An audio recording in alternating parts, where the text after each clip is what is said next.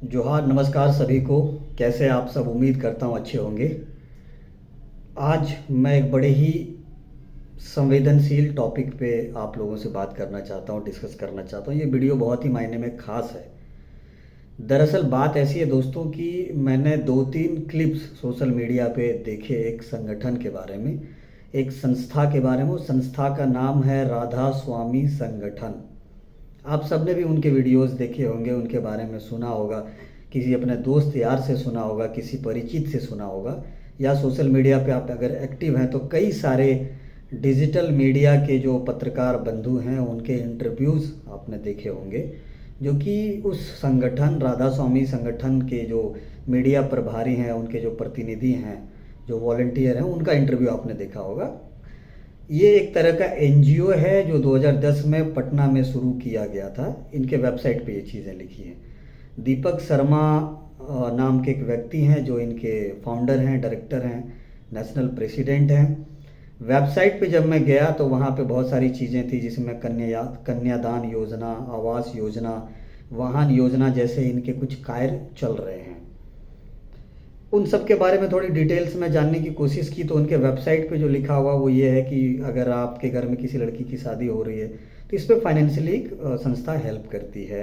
अगर आप गरीब हैं, आपको घर बनवाना है तो उसमें भी कंपनी आपको हेल्प करती है। बट वेबसाइट में पूरी डिटेल्स में नहीं लिखा हुआ कि कैसे हेल्प करती है, कैसे आपको फाइनेंशियली सपोर्ट करती है।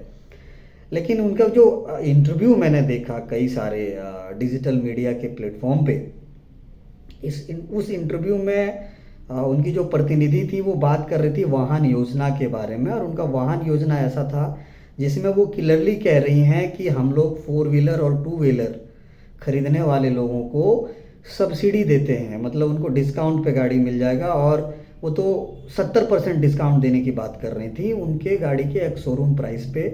कोई भी 4 व्हीलर, चाहे वो हाइवा हो, ट्रक हो, कोई जेसीबी हो, या कोई लग्जरी कार हो, 10 लाख, 15 लाख, 20 लाख, 30 लाख तक की गाड़ियों पे वो 50% से लेकर 70% तक डिस्काउंट देने का वो बात कर रही थी।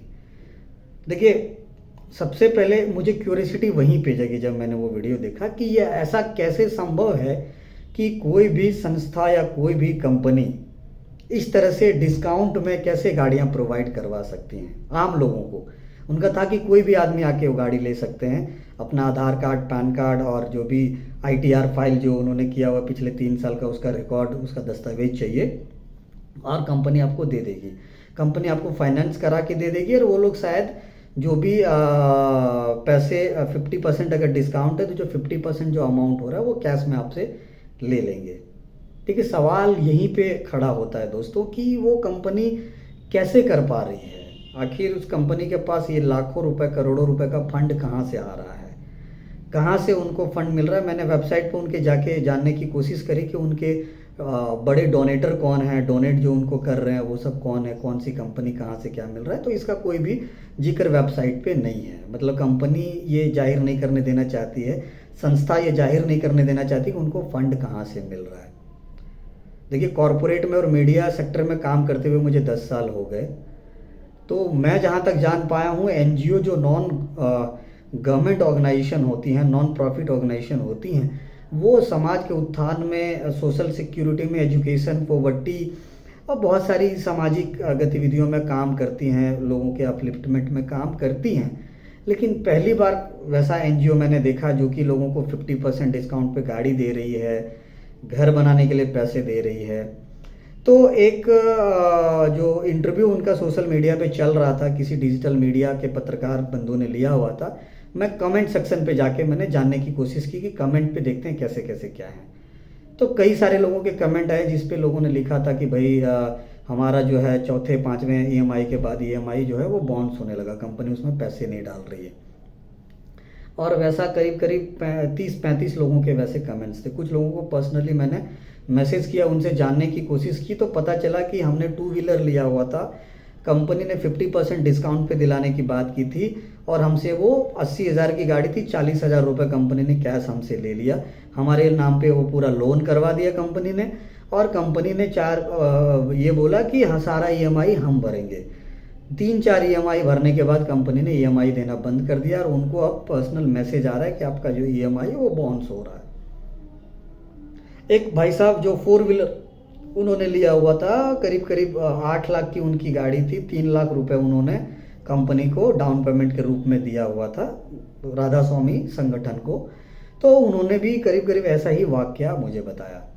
देखिए, जब तक मेरी कंपनी से बात नहीं हो जाती, मैं प्रॉपर समझ नहीं लेता हूँ, वन टू वन लोगों से मिल नहीं लेता हूँ, जान नहीं लेता हूँ, तब तक मैं कारण बता नहीं सकता कि कारण क्या है, नहीं है, क्या सच है, क्या झूठ है। लेकिन कुछ कुछ जो चीज़ें मैं आप सबके बीच रखना चाहता हूँ, आप सबको बता देना चाहता हूँ। अगर आप भी कुछ प्लान कर रहे हैं, आपके कोई रिश्तेदार या जानने वाले कुछ इस तरह की गाड़ियाँ लेने की प्लान कर रहे हैं इसके थ्रू, दो तीन चीज़ें आप जान लीजिए। दो चार सवाल जो मैं आपको अभी बता रहा हूँ, उसका आंसर जब तक आपको नहीं मिल जाता, जब तक क्लैरिटी उस पर आपको नहीं मिल जाती, तब तक कृपया इस तरह की चीज़ों में ना पड़े।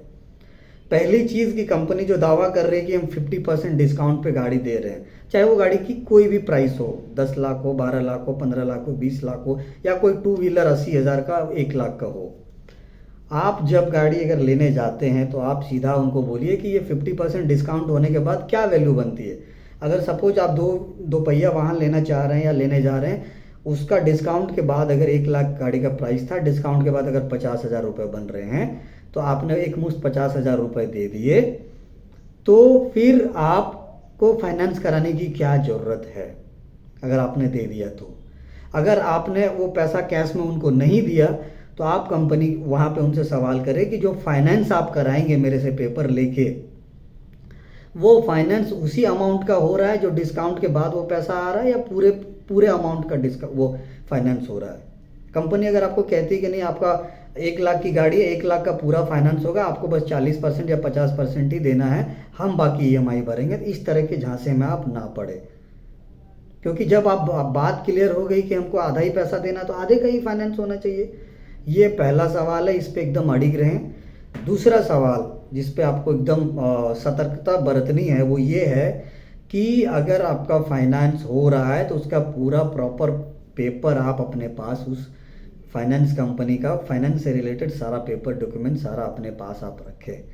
आप पहले जानिए कितने का फाइनेंस हुआ, कितने का वहाँ पे डाउन पेमेंट दिया गया कंपनी संगठन की तरफ से। और अगर आप नहीं रखेंगे तो कल को कंपनी 4, 6, 5, 7, 10 EMI देने के बाद कंपनी बंद कर दे, तो जो भी फाइनेंस करने वाली कंपनी या बैंक है, वो आपके पास आके आपसे पैसे वसूल कर सकती है। वो उसको लीगल राइट है दोस्तों।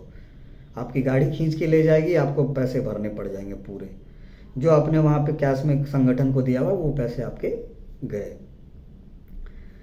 सवाल इसीलिए खड़ा होता है कि इतना इतना डिस्काउंट, अगर सपोज मैंने 10 लाख की गाड़ी ले ली, तो 10 लाख की गाड़ी में 5 लाख में मुझे 10 लाख की गाड़ी कैसे मिल जाएगी? 5 लाख रुपए वो संगठन को कहाँ से मिल रहा है?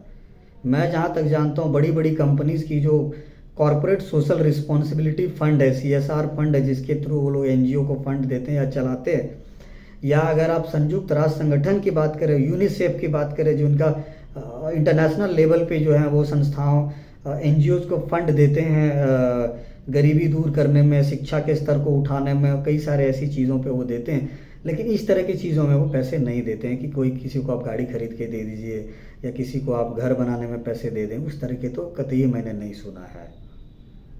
तो सवाल इस तरह से खड़े होते हैं। तीसरा एक आपको जो ध्यान रखना है वो ये रखना है कि आप कोई भी जगह पे साइन करने से पहले, किसी भी पेपर पे साइन करने से पहले पूरा उस दस्तावेज को पढ़ लीजिए।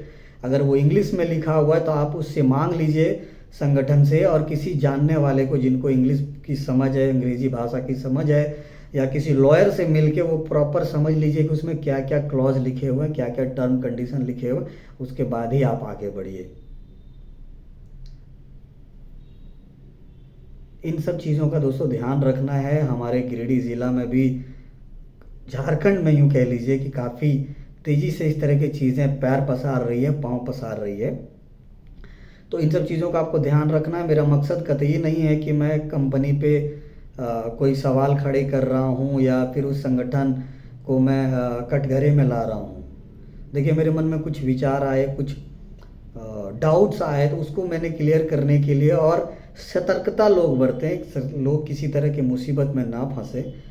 कहावत है कि एक बड़े बुजुर्ग ने क्या गया है कि बूझने से पहले आप बाझने से पहले आप बूझ लीजिए। बाजने से पहले बूझ लीजिए, इसका मतलब ये होता है कि किसी भी मुसीबत में पड़ने से पहले उसको समझ लेना चाहिए, तो आपकी आधी मुसीबत वहीं पे ख़त्म हो जाती है। एक बार आप फंस जाएंगे, उसके बाद आपको समय भी नहीं बचेगा। वीडियो अच्छी लगे तो अपने लोगों तक शेयर करिए, ज़्यादा से ज़्यादा इसको शेयर करिए, ताकि आपके जानने वाले, आपके परिचित के लोग, समाज के लोग ज़्यादा से ज़्यादा जागरूक हो सके। धन्यवाद।